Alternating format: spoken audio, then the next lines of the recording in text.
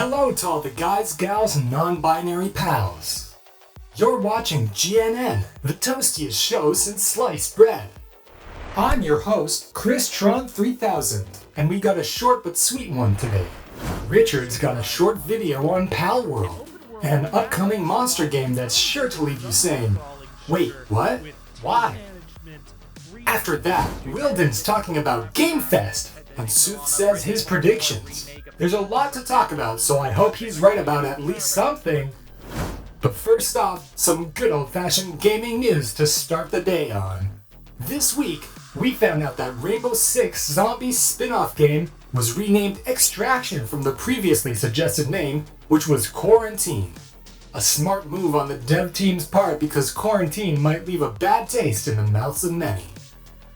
EA and DICE just announced the October release for their new Battlefield game, 2042, with an incredible trailer, along with news that the game will have Siege-style character options to play as, and instead of a Royale-type mode, they talked about 3 new mystery modes. Hit up the chat or the comments section with what you think those might be. And specialists are saying that instead of buying graphics cards to build your own PC nowadays, the most cost-effective option is to actually pay for a pre-built PC with these pricey video card options. The market value is only going up right now, so if you want a 3070 Ti, it's best that you find one with a computer attached. A new game was announced by a small Japanese developer this week, Palworld, which looks like a slightly grittier open-world Pokemon copycat. Here to give us his reaction is Richard Lazagnon. Take it away! So, I don't usually do videos like this. I don't do reaction videos. I don't things like I watched this trailer and I couldn't believe what I was seeing. And Kendra likes this kind of games. So, she likes these games that have survival and crafting elements and farming stuff, town building. She hasn't seen what Palworld is. This is going to be the first time she's going to take a look at what this game is at all. And I really wanted to capture her reaction to it live. So, this is going to be Palworld. Watch. Like Pokemon. Yeah, it's like Pokemon. Pocket.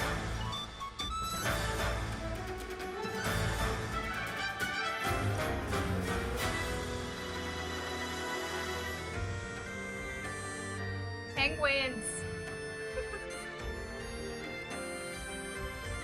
They build a house, it's nice.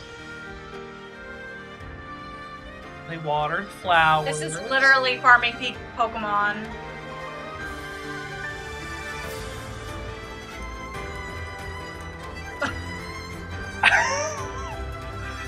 So, you get Is that this here. allowed? So... Fire Gyarados. So hold on. You haven't gotten to the good part yet. She picks up the sheep and uses it as a human shield! And then just yeets it out of the way, that bird just kills that man! And you have fully destructible environments, you could use these fake Pokemon. They're making guns! You get to go hunting!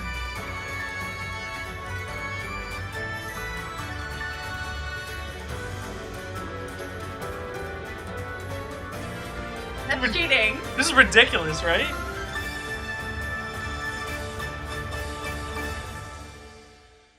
So that's the trailer for Palworld. I'm gonna go to its store page so I can read you some of the points. I'm gonna play it. Palworld's release date is sometime in 2022. What is the game about? Palworld is a game about living a slow life with mysterious creatures, HAL, or throwing yourself into life and death battles with poachers. You can make pals fight, breed, help with farming, or work in factories. You can also sell them off, or even slaughter them to eat. That, however, is forbidden by law.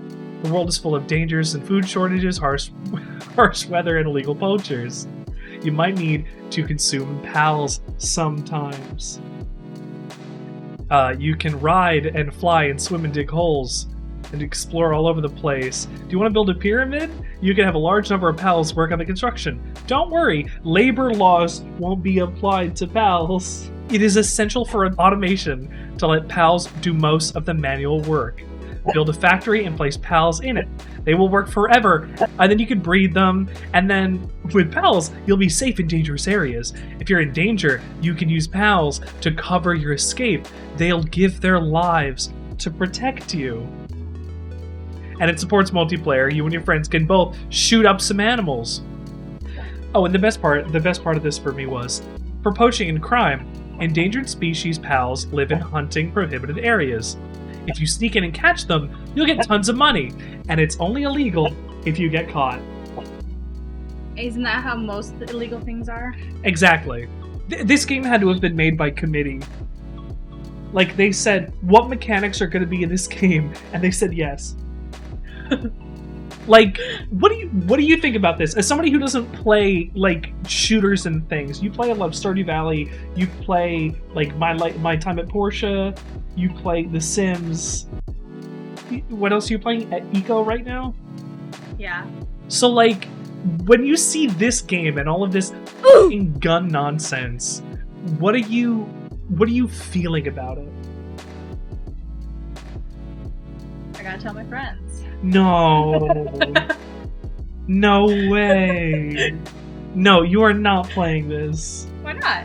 No. My money. This looks like the game where they take Nintendo assets and throw them into Unreal Engine, Yeah, like and just say Nintendo, hire this man. This is very much like a knockoff. This is like Temtem, but with gun. Oh no, it's Temtem is another Pokemon thing. It's like Ooblets, but with gun. Nice. Oh my god. Sometimes you just gotta shoot some animals. I'm gonna tell you what I feel about this in a second. Go away. Bye. You're done. Bye. Palworld looks like the kind of video game you would see coming out of a television show that's trying to ape off of the popular game of the day while being legally distinct enough to survive on its own. An open-world crafting, survival, town-building, dungeon-crawling shooter with team management, breeding, farming, and hunting mechanics thrown in for good measure. The only thing it's really missing at the moment is some kind of looter shooter hook, but I guess we'll find more of that out when we see more in-depth gameplay. This is the kind of game that you would see designed by committee, something that would come out of like ActiveBliz, and I said to my wife, the mechanics available for players to discover and experience within the game are all of them, every single one you could think of. And despite as much work seems to be getting put into this game, it looks as generic as possible. The Pokemon-esque cutesy monsters they really don't help at all. I mean, one of them specifically looks like a completely reskinned or recolored Lycanroc, and that's just far too on the nose. This is the kind of game that you would ask a new friend how many hours that they put into it to decide whether or not they're completely deranged. Anything over 2 or 3 hours just to see what the game is like, and you should probably avoid them at all costs. There is so much to do in this game, but none of it looks like it can be really that fulfilling. And how can it be when there are so many possible things to do? Development time is going to either spread itself really thin equally among each aspect, or they'll favor only the best and most interesting parts and leave the others completely unfinished and lacking, and players are going to be the ones holding the bag in the end. The only thing about it that's actually holding my attention is that they aren't shoving those tiny chibi sprites on our faces and trying to pass them off as fun or interesting design and making us pay full price for it. And yes, I am talking to you, Diamond and Pearl remakes. At least this game has the balls to try and do something different, even though it's samey, instead of falling to that same formula. But that doesn't mean that it'll be any good either, however. But it might be, and I want to give the benefit of the doubt, but as I said, it's got so much in it to probably ever be actually satisfying enough, focusing on the 1 or 2 aspects that you could possibly enjoy.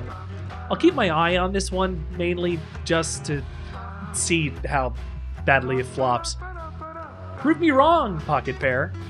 I would really love to see that happen.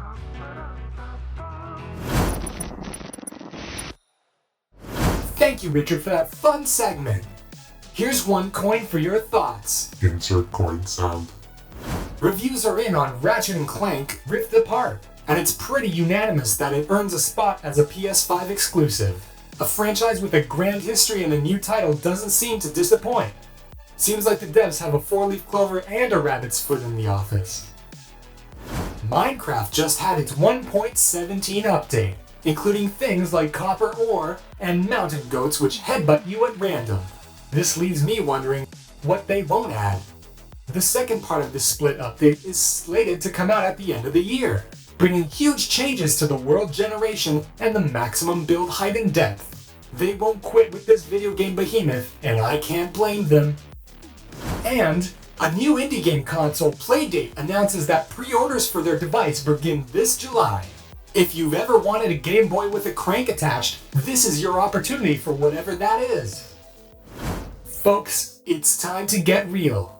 We're looking for more segments here at GNN, and we know you have plenty you want to talk about. If you have something you want us to put up on our Wednesday streams, just send it to info@nesthq.online. That was info@nesthq.online. Gamefest and E3 are ramping up the start, and with them come a lot of gaming news for us to cover. We'll have a real big one for you next week. But for today, Wilden has a ton of predictions to talk about. Passing it to you, Wilden. Hey y'all, Wilden here. E3 and Gamefest are starting this week. A big week. A lot of events, a lot of conferences, a lot of previews, all day, every day. About to get hype.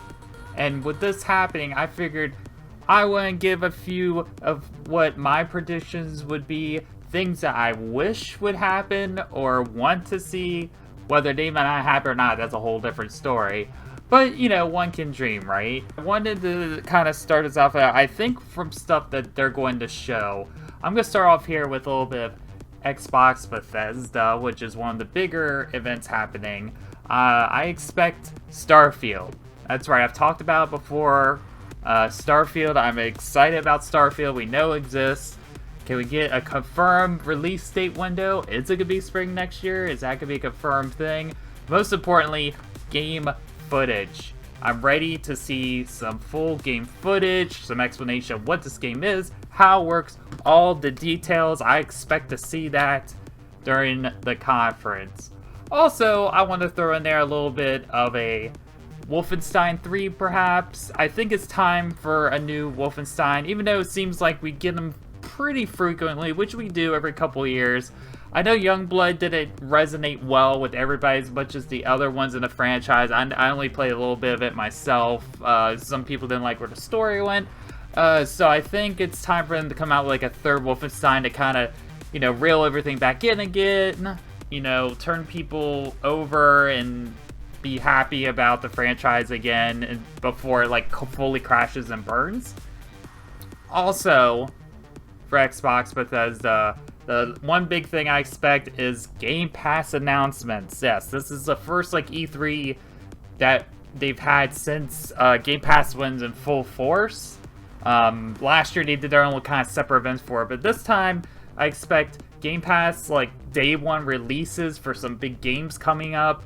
I don't even think we know what's even coming in July or anything like that. I wouldn't be surprised if you see a couple games that would be like, oh yeah, they're available now. Like on that Sunday, be like, yeah, you can download them today or whatever this new game is. So expect some heaviness on that as well. I think Game Pass and Starfield are really the top two things that get covered. But you know, just like another little updates and surprises here and there. You never know what's going to happen with these things, right? You never know where it's going to come from, especially Game Pass now. Games be coming left and right. New games, old games, and it's all over the place. So it makes it very exciting. And this is the first E3 Xbox showcase of any sort. I mean, I've always liked Bethesda, but this is the first Xbox showcase where I'm actually really excited to look in and see what the heck's happening here, because I haven't had an Xbox 360, and now with Game Pass I got PC, and it's be awesome to see what the heck's going. Other big ones come up after that is you got your Square Enix, so I expect some Final Fantasy 16 stuff. I mean, I always like more Kingdom Hearts, but I don't know if that's going to be happening anytime soon. But we're supposed to get maybe finally the reveal of Guardians of the Galaxy, which is a game that supposedly been working on for a while over there. And hopefully it's more like single player kind of stuff. We'll see. We get more confirmations on those things. For the like Capcom's, maybe the Street Fighter 6 is time for that. I think it's been long enough. Resident Evil 4 remake officially confirmed that. They teased us by saying like, oh, we got the VR Resident Evil 4. Resident Evil 4 remake finally announced that's coming out, and that it's a real thing and that's happening. People are clamoring for that. I know Gearbox has a Borderlands spin-off game that they're making. PC Gaming Show, which has a bunch of different stuff for PC games, and there's a lot of indie stuff happening throughout all these events too that are worth keeping an eye on here and there. On Thursday is the Gamefest. Now, Gamefest is a little bit different because it's usually when Keighley does stuff, it's a mix of games that are already out and updates for those, or games that are coming fairly soon, and then also a mix of like a surprise announcement here or there. He always says he likes having news announcement surprises, so I'm expecting something Elden Ring related might be teased there, and Kojima's new thing. Whatever he's working on, that's gonna get teased there, because him and Kojima are buddy-buddy. We know how that works. I expect some stuff there out of that. As far as anything else out of Game Fest, it's kind of up in the air. It's kind of hard to predict because it's so all over the place and so many different companies are present there. Maybe if Sony was going to do something during this week, it would be at that event where they would announce or update on something, because they're not going to be part of the main E3 schedule. There's so much happening, basically from Thursday all the way through Tuesday.